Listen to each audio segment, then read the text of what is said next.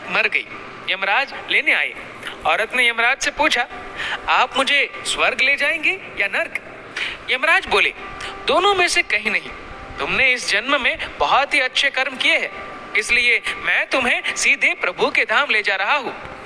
बुजुर्ग औरत खुश हो गई, बोली, धन्यवाद, पर मेरी आपसे एक विनती है।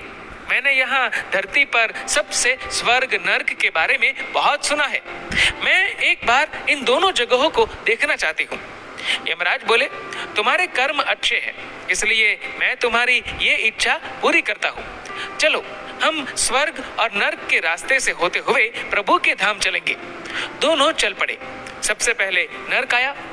नर्क में बुजुर्ग औरत ने जोर जोर से लोगों की रोने की आवाज सुनी।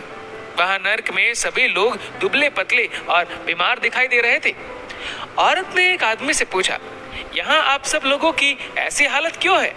आदमी बोला, तो और कैसी हालत होगी? मरने के बाद जब से यहाँ आए हैं, हमने एक दिन भी खाना नहीं खाया। भूख से हमारी आत्माएं तड़प रही है। बुजुर्ग औरत की नजर एक विशाल पतीले पर पड़ी, जो कि लोगों के कद से करीब 100 फीट ऊंचा होगा। उस पतीले के ऊपर एक विशाल चम्मच लटका हुआ था। पतीले में से बहुत ही शानदार खुशबू आ रही थी। बुजुर्ग औरत ने उस आदमी से पूछा, इस पतीले में क्या है? आदमी मायूस होकर बोला, ये पतीला बहुत ही स्वादिष्ट खीर से हर समय भरा रहता है। बुजुर्ग औरत ने हैरानी से पूछा, इसमें खीर है तो आप लोग पेट भर के ये खीर खाते क्यों नहीं? भूख से क्यों तड़प रहे हैं? आदमी रो रो कर बोलने लगा, कैसे खाए? ये पतीला 100 फीट ऊंचा है। हम में से कोई भी उस पतीले तक नहीं पहुंच पाता। बुजुर्ग औरत को उन पर तरस आ गया। सोचने लगी, बेचारे खीर का पतीला होते हुए भी भूख से बेहाल है। शायद ईश्वर ने इन्हें यही दंड दिया होगा। अब यमराज बुजुर्ग औरत से बोले, चलो, हमें देर हो रही है। दोनों चल पड़े। कुछ दूर चलने पर स्वर्ग आया। वहां पर बुजुर्ग औरत को सबकी हंसने व खिलखिलाने की आवाजें सुनाई दी। सब लोग बहुत खुश दिखाई दे रहे थे। उनको खुश देखकर बुजुर्ग औरत भी बहुत खुश हो गई। पर वहां स्वर्ग में भी बुजुर्ग औरत की नजर वैसे ही 100 फीट ऊंचे पतीले पर पड़ी जैसा नर्क में था। उसके ऊपर भी वैसा ही चम्मच लटका हुआ था। बुजुर्ग औरत ने वहां लोगों से पूछा, इस पतीले में क्या है? स्वर्ग के लोग बोले कि इसमें बहुत टेस्टी खीर है।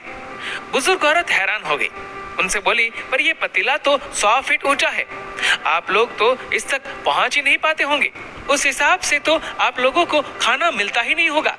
आप लोग भूख से बेहाल होंगे। पर मुझे तो आप सभी इतने खुश लग रहे हो, ऐसे कैसे? उनमें से एक व्यक्ति बोला, हम सब लोग तो इस पतीले में से पेट भर के खीर खाते हैं। औरत बोली, पर कैसे?